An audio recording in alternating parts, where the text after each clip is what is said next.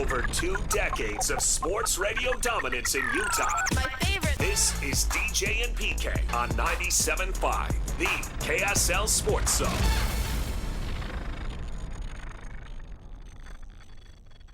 Thanks for joining us in the 8 o'clock hour.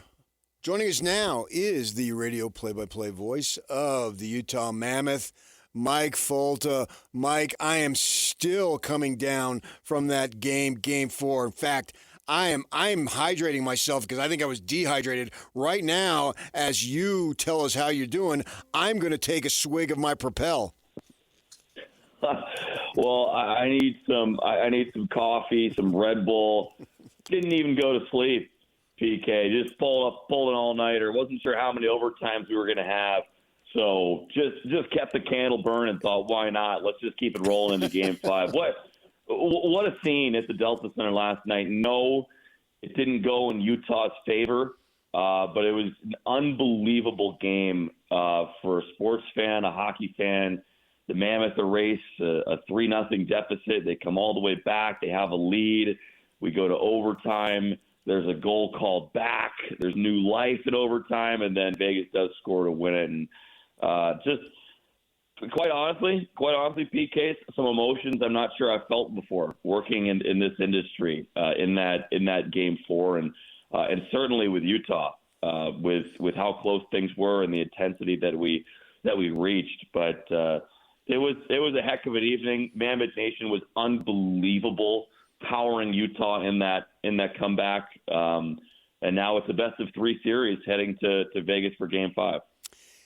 You know, obviously we are still in the infancy stage of NHL hockey in Utah, but if you're looking to sell the product, now obviously a win would have sold it better, but the next best thing, my gosh, was the game that you could possibly, I don't even know that you could dream it up. The way that started, the middle of it, and the way it ended, and even before when it ended, about halfway through the overtime, was it a goal, wasn't it? And they have the replay, and everybody's super excited there. I mean, in terms of a marketing ploy, outside of winning, which is ultimately what matters, in terms of excitement, I don't know that you could have sold anything better as a new sport here in the state of Utah. No, it was our first taste of overtime in the playoffs, and it's a Monday night. It's a Monday night, and it's 11:30 or whatever it is, and everybody's still, having a ball at the Delta Center and revving it up and at the edge of their seats. And the thing is, PK, like playoff overtime, it's unlike anything we get in the regular season, that's for sure. But it's also just, it's that do or die sudden death that you only get in the postseason in sports. And in hockey, you can battle for 60 minutes in the regular season, and then if you lose in overtime, you walk away saying, "Oh, well, at least we got a point in the standings." Yeah, right. Like not everything is lost.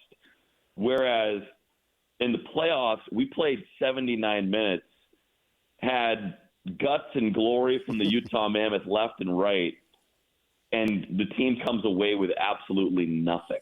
Like it's just the emotions of that and the fear of coming away with nothing as a fan just amp up the intensity all that much more, knowing what's on the line. That was a huge game. It was a huge game. If the Mammoth could have found a way in overtime, then you're up 3-1 with a chance to win the series in Vegas in Game 5. But as it is, now all of a sudden you're tied 2-2 in the series, and you got to find a way to win at least one game on the road. And the Golden Knights are now rolling with momentum heading back to their home arena. So it was a huge swing game, and you can't replicate those emotions of playoff overtime without being in it. No, I totally agree. That game itself had enough twists and turns and ups and downs and highs and lows to last an entire series, let alone one single game. You're thinking, okay, Vegas, we fooled around, and now we're done. Now we're going to put it to these upstarts, right? 3-0. You're thinking, man. And it's just the first period. Is this going to be an embarrassment here? Is it going to be such a letdown before the home crowd, and then obviously no, not at all. And then in the span of 1 minute, less than a half a minute, that right. Once it becomes 3-2, then it's on. It is just on. Yeah. It's at that point, it's anybody's game, and sure enough, they go and take the lead. But at that point, because time and score, 1 goal, but there was plenty of time for Vegas. I thought to myself, we're going OT. Vegas is going to find a way somehow because they're going to be the more desperate team and laying it out on the line. Somehow they're going to get something in, maybe a fluke or what have you, or a traditional boom, blast one in. I didn't know what was going to happen, but I felt at that point we were going to go to OT. What was the feeling like in the arena? At 3-2? No, at 4-3. When 4-3. The feeling. The Mammoth have the lead, but what I'm saying is there was enough time. It wasn't like there was 2-3 minutes to go. Yeah. My thought is, there's enough time. The way this game is gone now, it's just got to go OT. The hockey gods are demanding that it go OT. Yeah, I'm glad you're saying that because I totally agree with that. And technically, this is a blown lead loss for the Mammoth. Like they had the lead with a lot of time left in the third, and Vegas came back to tie it.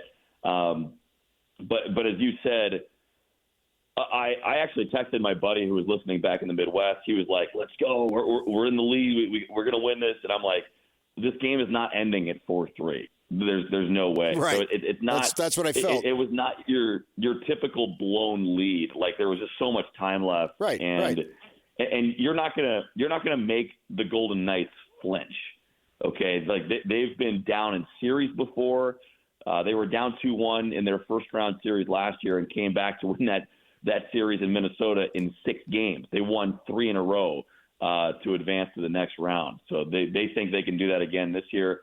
But they've come back in games all year. They've been one of the best comeback teams throughout the season. So you're not going to get Vegas to flinch when there's a surge or when the building's on fire. But talking about feeling things we haven't felt before, when Michael Carcone tied the game at 3, and when Clayton Keller gave Utah the lead at 4, those were 2 feelings that we hadn't got before in a Mammoth game at the Delta Center. And so those were incredible feelings that despite the loss, we'll get to hang on to for a little bit here. I do agree, though, and I think that I don't think anybody in the arena was like, okay, 4-3, let's kick back and just, defend the house, play prevent defense, and hold on to this lead. Right. There was no way that game was going to end at 4-3 one way or the other. That's the way I felt, yeah, for sure. And I thought that. I watch the games at home because I got to get up so early in the morning that when the game ends, I need to get to bed as soon as I can. Obviously, with that being that situation. As far as now momentum, I realized that it was whoever was going to win, it was going to be dramatic. And certainly 3-1 is a lot better than 2-2. But I think it's even. Just watching the complexion of the series, the Mammoth have got to have all sorts of confidence. They've already won in Vegas. It's not like it was a fluke. You could argue they could have won, should have won Game 1. They win Game 2. Obviously, and they win Game 3, could have won Game 4. It's anybody's game, flip of a coin, goes down, as you said, 79 minutes, what have you. That with that in mind, in my mind, I don't give an advantage to anybody, even though the Game 5 is going back to Vegas. How do you see it?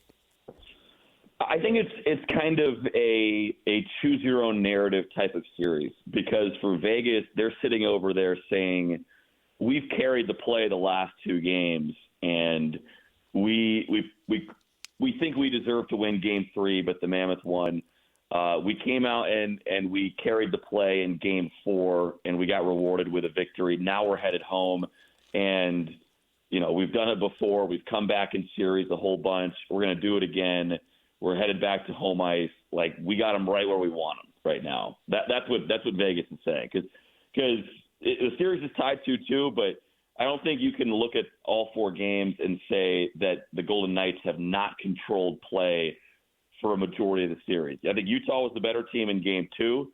That's that's the only game so far where the Mammoths have dictated terms for a majority of the game. Now, Utah deserves credit. It's not a fluke that the series is tied at 2 apiece, but you look at scoring chances created, you look at the quality of scoring chances created, and Vegas has done more than the Mammoths have in that department. Now, if you're on the Utah side and you're choosing your own narrative, you can look at Game 4 and say, look, we were pretty happy to just get to overtime in that game or even have a shot in the third period. We were down 3-0 to a really good team, 26 minutes into the game? I mean, it could have gone off the rails. Right. You could have got smoked. Exactly. And the Mammoths gave up the third goal. It's 3-0. Logan Cooley takes a terrible penalty, and all of a sudden Vegas is on the power play, up 3 Cobb, and I'm getting ready to pull out my joke book. I'm like, we're going to have to find a way to entertain the fans on the radio because the game itself is not going well.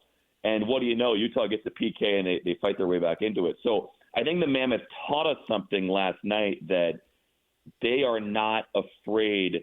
They are not afraid of the moment. They are able to come back in games.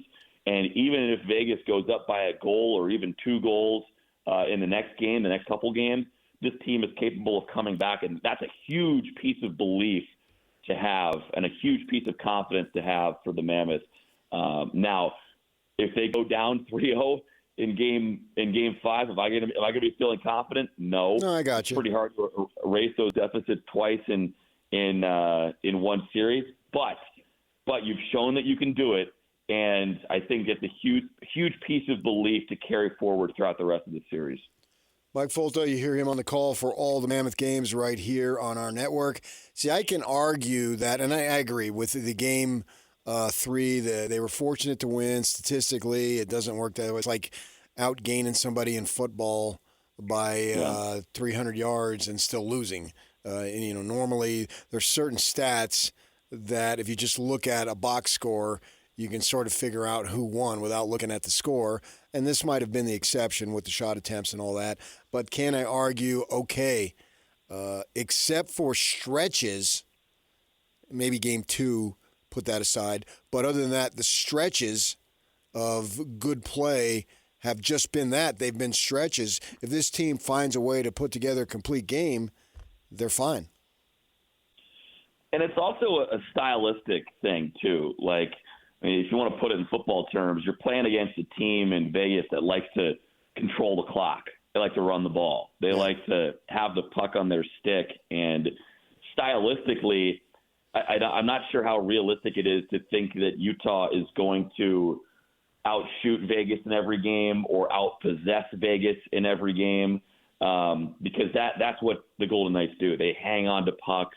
They can wear you down in the offensive zone because they're big and they can control possession. So the Mammoths have to be opportunistic in this series. That's not an accident that Utah has been able to score while not controlling a majority of possession.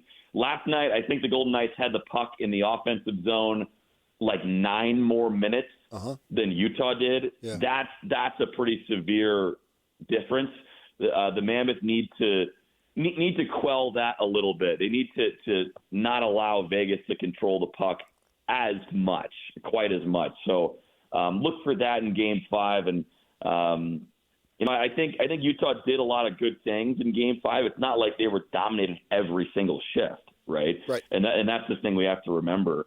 But this Golden Knights team, like they had more stretches where I was scared than Utah had stretches where I was excited, if that makes sense. No, I got you. I think both teams feel okay heading into Game 5. I think Vegas feels like they've got Utah right where they want them, and I think the Mammoths are thinking, hey, we've won 2 of the last 3.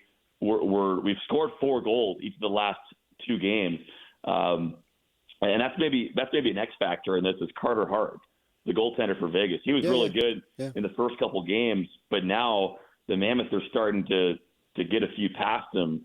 Will he lay an egg? Will he steal a game? Like, which way is his play going to swing? What did you see them doing in that stretch where they rally down 3 that they can continue to do? What is sustainable, I guess? Well, they got some goals. They got a gritty goal to start things out. Nick Schmaltz. They scored a couple goals off the rush as well. That was the Clayton Keller goal to give them the lead. Yeah. But they moved the puck quickly, and we talk about the Mammoth team speed, and most of the time when we mean that, we mean skating speed, which is true. The Mammoth, just in terms of a skating perspective, are one of the fastest teams in the NHL. Right. But team speed also means the speed with which you move the puck. The puck is going to move faster than a player ever could. And so how quickly can you move the puck and make decisions? Is it on and off your stick, or are you holding on to it, trying to make that next read? The Mammoth, when they're using that quick decision-making, they might be the fastest team in the league when you combine their speed with their decision-making. And I thought the decision-making was very quick and authoritative when Utah was coming back in the game. And you look at, I'm trying to think back, you look at all 4 goals that were scored, and there were quick passes and quick movements by the players. You also had a few guys going to the net, too, like Schmaltz and Keller driving the net on the first goal. The second goal from Ian Cole was a slap shot from the blue line, but you had Alexander Kerfoot in front of the net with a bit of a screen. Carcone, the third goal, there was more traffic in front, and he was able to fire a one-timer. Good to see him get going, by the way, because he had been quiet in the series. Yeah. He fired a one-timer through a little bit of traffic, and it got past Carter Hart. And then the fourth goal, Keller just feeds one towards the middle, and Sergachev's crashing the net, and so there's chaos. Vegas is on all sorts of disarray, and it bounces in off one of their defensemen. So going towards the net and quick puck decisions, those are two of the things that I saw in those 4 goals. One of the things that I like after a tough loss, or even if it would have been a great win, but more especially after a tough loss, is you get right back at it. We don't have to have a 3 or 4 day layoff, man. Let's get this thing going, get back on the ice, and away we go. Yeah, I totally agree. And, playing every other day now, we're done with the 2-day breaks, which kind of, throws you for a bit of a loop. But now we're playing every other day, and I would guarantee you the players have the same sentiment as you, PK. Like, just get us back out there. A day in between, it's enough time for everybody to get rest. Yeah. I mean, you had some guys play 30 minutes out there, which is nuts. I think Mikhail Sergachev played 30 minutes. You have enough time to get a break, but enough time where that hunger is still carrying over into Game 5. So obviously a massive game Wednesday, 8 o'clock Mountain Time coming up down at the Fortress, T-Mobile Arena. The Mammoth have already won there once in this series. They're going to have to win there again. You got to find a way to win 2 of the next 3. The way I see it, PK, you cannot have an exciting Game 7, and you cannot have a potential game-clinching scenario in Salt Lake City for Game 6 if the Mammoth win in 5. So we have everything right where we want it. That would be awesome, man. I mean, I've always felt that, as I've watched playoff sports for years and years, that it's so much better if the clincher is played in the home stadium, the home arena, whatever it might be, and the fans are going berserk. As a sports fan, that just adds to it. It's not quite the same. You'll take it, obviously, but it's not quite the same winning the clincher on the road. So have that opportunity if they win tomorrow, and then come back on a weekend and wow. Oh yeah. This town, it'll be reminiscent of the Jazz, and we've seen some of that. I can see you guys weren't here obviously, and it's been a while since they've been in the playoff, but this town really just comes alive when there's an opportunity to have a closeout, and to do it at home, to do it in Salt Lake is just awesome.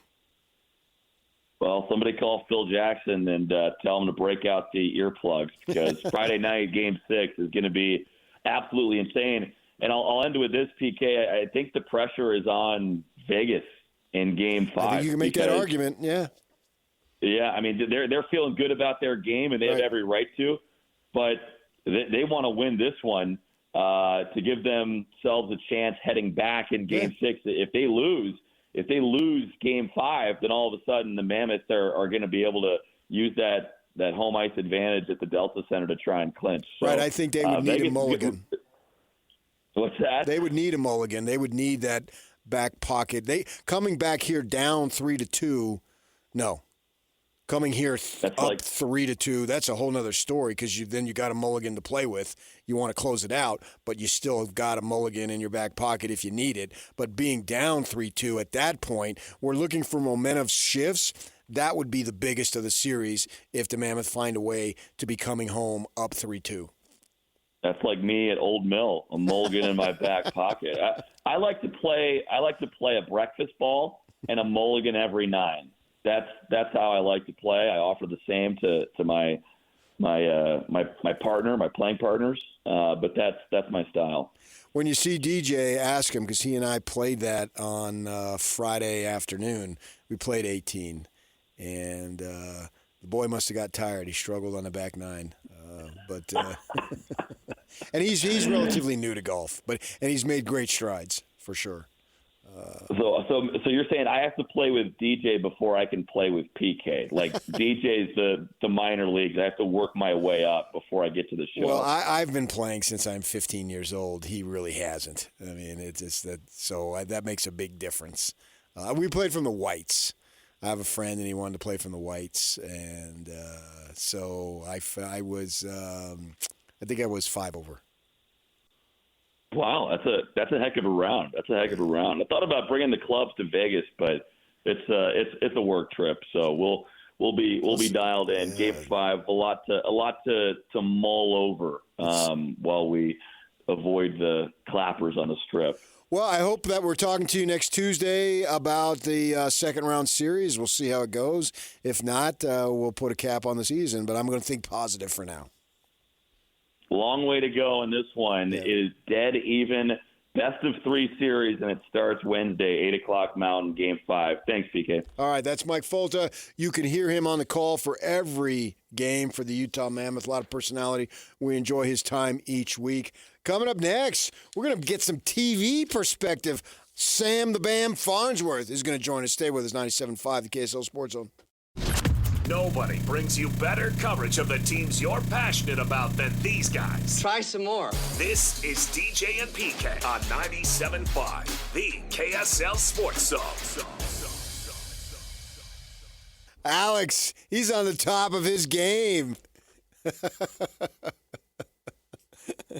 We were talking about Post Malone teaming up with Morgan Wallen. And Alex is not a big country fan. I don't think he's a country fan at all. He's more the fan of that, the obscene lyric raw rap music is what he likes apparently, huh? Yeah, that's what he told me. And so I had said, wow, man, but Post Malone and Morgan got a song out. That's pretty cool. And sure enough, he plays it coming back. I had some help. Yeah. Well, the Mammoth, I think they're going to need some help. I think that they've got a chance to. Let's not shock the world because most folks who know more about it than I do are saying they expected this series to go long, and now it's going to go long.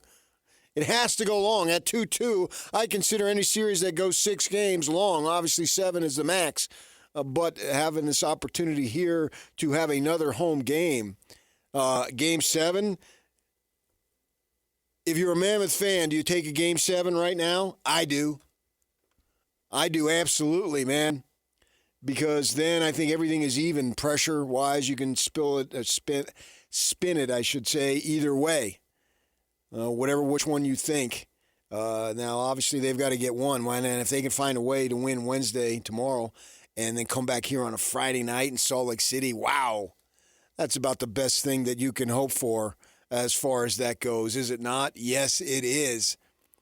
I believe that would be the case. Find a way to win. If you could win and then you bring a series clincher on a Friday night, that would be excellente for sure. We get Jake and Ben out on the plaza doing their show starting at 2 o'clock. Weather's supposed to be better.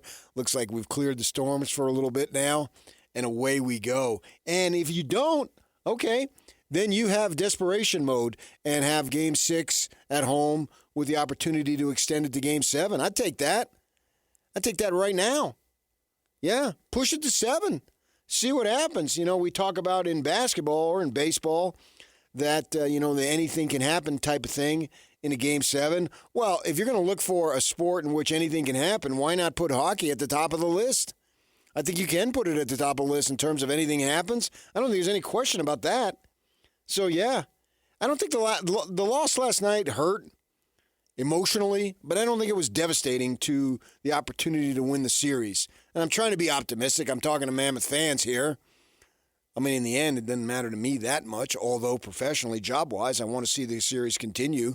Why not have a second-round series to go at that point and have momentum at that from building off the first one? So, yeah, absolutely. I don't get caught up in pro sports and winning and losing personally, but from a job standpoint, absolutely. Although I have to admit, I don't know if you stayed up, Alex, because you got to get up even earlier than I do. That I was like, okay, I don't want a second overtime. I want, as it was winding down, I'm getting more tired. It's getting later. I wasn't that disappointed to see that the thing finally end. And I went right to the literal end of the overtime, right? And so with that in mind, yeah, I was okay because I don't think it's devastating. 2-2, man. And they've shown that they can win in Vegas. And, yeah, if you look at the statistics, Mike Folta had just joined us. He was saying that statistically, well, okay, Vegas is outplaying them. All right, great. But in the end, it's 2-2. And I do think that was, for losing, that was as good of a comeback as you can have for not winning a game. Because you're thinking that, and Mike was talking about he's going to have to break out the joke book because at 3-0, you're thinking, oh, man, this is going to be a blowout, and Vegas is going to assert themselves. And then, as we as fans, what we do, we extrapolate. It's not only going to be a blowout in Game 4, they're going to win a freaking series, right? Because they're going to have an easy time. They're going to have all the mojo, all the confidence. They're going to go home and thinking that, all right, man, we're going to win 3 in a row. It closed this puppy out. Well, it didn't happen that way. That comeback, and then the goals in the less than a minute apart, wow. In terms of excitement and building a fan base, yeah, this is a grade for the Mammoth here, grading out as A++. I think it is. You are building a fan base, and you're building people that want to be a part of it. They're building memories already. Yeah. And somebody who is caught up in hockey, I mean, he's thinking, hey, you people, you're talking about NHL playoffs. I can talk about gold medal playoffs in Italy. Yeah, all right, you little Salt Lake people, good for you. I can take it a step higher, and his name is Sam Farnsworth. Sam, how does this compare to what you experienced just a few weeks back in Italy for the world stage in the Olympic hockey? Oh, man, that's like how do I even try to compare that, PK? That's that was such a unique and just remarkable experience to be able to witness that in Italy, witness the United States win a gold medal, something they hadn't done since 1980. But from a crowd standpoint, the Delta Center's been so fun, right? Because everyone's on board with the same team pretty much. Whereas at the Olympics, it was a split crowd. In fact, there's more Canadian fans than American fans. But, I mean, it's kind of hard to compare, but shoot, the Stanley Cup playoffs, there's nothing quite like that. Game 4, in terms of building a fan base, now obviously winning is something else, but just in terms of the level of excitement, how much do you think this series is doing and already has done for just the momentum that the Mammoth can carry as an organization, as they say in Canada, for something that can really lead to big things down the road? I think it's huge. It's definitely huge because what we've already seen from this Mammoth organization, and let me make sure I get that right, what we've already seen from them since arriving here, is that they've established themselves as a destination in the NHL for players. Right. This is a team and a market. Word has spread about how they're treated by ownership and management out here. People absolutely love it. Love what they're hearing. The facilities, of course. Almost everything and anything Ryan Smith or the Mammoth touch with the NHL goes viral, right? The whole Zama thing goes crazy. Yeah. Everyone's talking about the Utah Mammoth. Everyone on a national, international level that likes the NHL, they're keeping an eye on what this Mammoth team is doing for multiple reasons, because they're kind of the hot topic right now, but also because from a player standpoint, this is a franchise on the rapid rise to doing something special here in the next few years, and making a run at the Stanley Cup this year, getting into the playoff this year, winning a couple of games this year, doing what they've, the atmosphere that they've established at Delta Center that it even bleeds through our TV screens. You can tell that it's a rowdy, raucous, just great environment. All of those things continue to build that momentum and roll that ship forward for what could potentially be very special in years to come. And so this is huge in that direction, taking a step in that direction into building something really special that could become a Stanley Cup championship team in the next few years. Yeah, and I actually think that it could bleed over to the Jazz too, because of the same ownership. In terms of the word. And I've always felt this way. Me and Dennis Lindsay used to joke about it, that we were on the same page, and together we were going to kill this stupid storyline and narrative that this isn't a good place for people, when in fact it is. I mean, you just look at A.J. DeBonsa and the time that he had at BYU. So the young African-American basketball player can not only survive here, that he literally can thrive here, and see it when in hockey. Well, maybe there's a few people who aren't into the Jazz that are into hockey, but the point being, the community will embrace you as well as you want to be embraced. I don't think there's any question about that. Yeah, I agree 100%. And from a Jazz standpoint, excuse me, you have been seeing, as much as it's been tough to watch and endure the 4 years of rebuild and tanking and all of that, you still hear very well-respected players like a Kevin Love talking about how great this organization is, how great Ryan Smith is as an owner, and how at the stage of the career he's at, where he doesn't really have much left to go for, much left to get out of the game, except for maybe some extra paychecks and things. But everything that he's established and done in his career, the respect that he's gained, and yet he's out here praising Utah, the Jazz franchise, praising Ryan Smith as an owner, and it really is showing. I agree with you. Ryan Smith is flipping the narrative around what it means to come and play in Utah for professional sports, but also for the Utah Jazz, and I think that's a great thing. And I can't wait for next year, because it really means we get to experience Jazz basketball, meaningful Jazz basketball again, and it's been a few years since we've done that.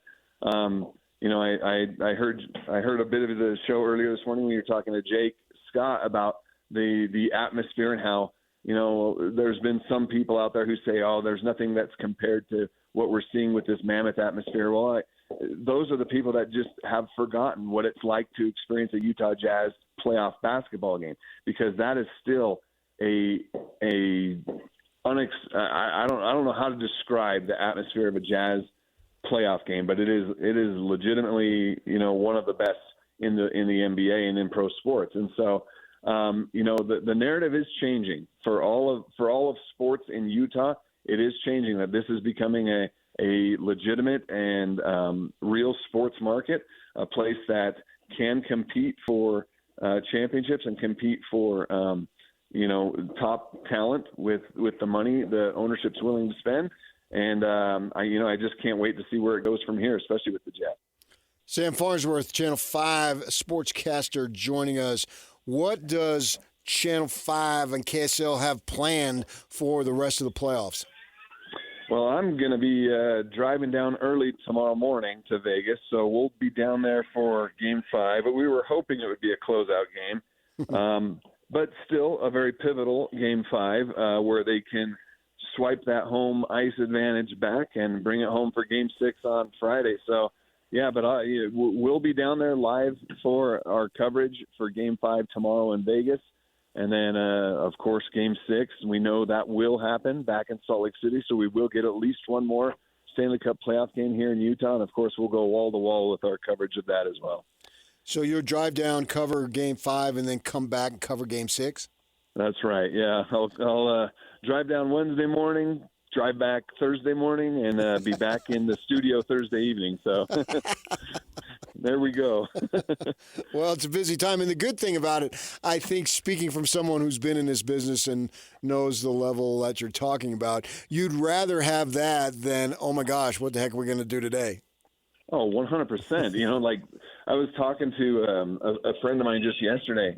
They were kind of asking about my schedule and when, you know, some availabilities to get together. And I'm like, well, the last few years, April's actually been a really quiet time of the year and a great time for me to schedule some vacation or things like that. But, I would rather have the problem of a playoff team, the excitement of that, than trying to figure out, okay, what are we throwing in the show today? Yeah, so they win Game 5, and then they come back with an opportunity to clinch Friday night in Salt Lake City. Could you imagine how many Coke Zeros would be sold at the Delta Center? And I've been told that those Tusk mugs that are for beer sales, I've been told that they will put Coke Zero in it if you ask them. So there you go. It'll be a raucous place. All the Coke Zero all over the place. All right, Sam, thanks for your time. We enjoy your coverage. We'll follow it on Channel 5, and hopefully we'll be coming back. We know we're coming back for Game 6, but, man, that would be something if it was a clinching game on a Friday night in Salt Lake City. That would be like the best-case scenario, obviously. Yeah, no doubt about it. Appreciate it, PK. All right, talk to you later. Thank you. Okay. That's Sam Farnsworth. You can see his stuff on KSL Channel 5, along with JJ Jeremiah Jensen. They're doing a fine job covering the Mammoth. Coming up next, we'll continue, man. Is this something that you finally are into? What do you think, man? Can you imagine the possibilities? And top of the hour, my old buddy Gordon Monson, who is a long-time hockey fan. I don't know that people realize this, but he knows about hockey and has known about following hockey way back when. We'll talk to him about that. Stay with us, 97.5, the KSL Sports Zone. Utah's best coverage of the Utes, Cougars, Jazz, and Mammoth. Here we go. From the guys who have been there for all the biggest moments in Utah sports history. You're listening to DJ and PK on 97.5, the KSL Sports Zone. All right, Alex, what song is this? This is New Kid in Town by the Eagles. New Kid in Town. You want a little story behind this tune? Everybody's watching you. Great expectations? Yes. After he got the job, they all seem to, people that you meet, they all seem to know you. Yeah. I sent that to Whittingham.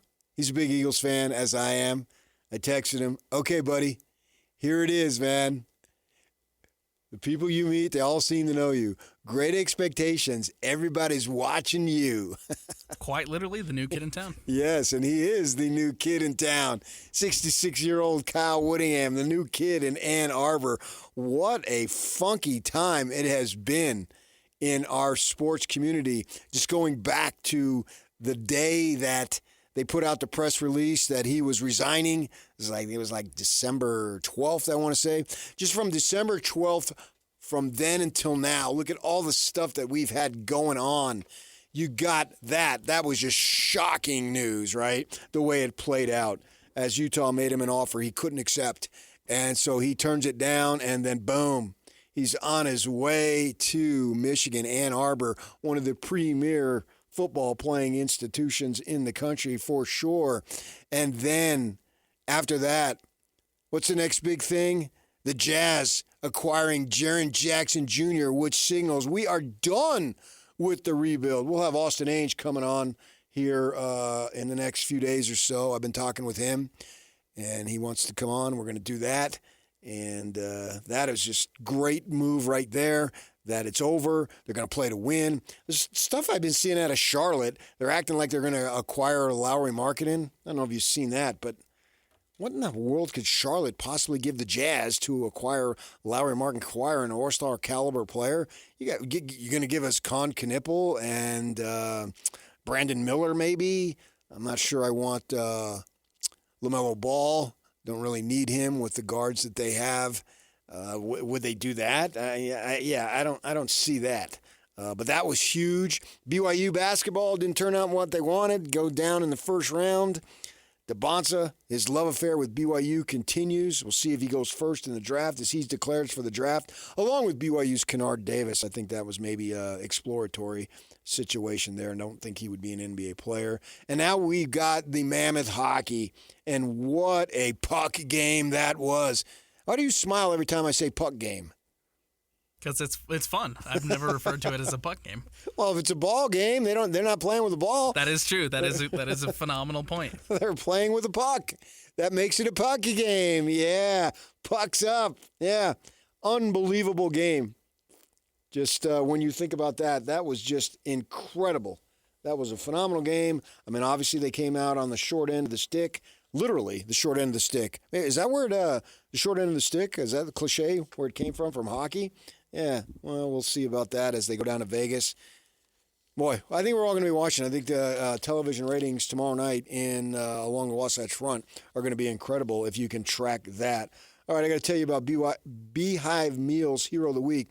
The KSL Sports Zone and Beehive Meals are honoring people that impact youth sports in our communities. Nominate the youth sports volunteer that you know for the Beehive Meals of the Week at KSLSports.com/contest. KSLSports.com/contest. You got that? Yeah. Beehive Meals of the Week. All right, my man, the guy who's been following hockey for a long time, longer than you might think and realize, Gordon Monson joining us next right here on the KSL Sports Zone.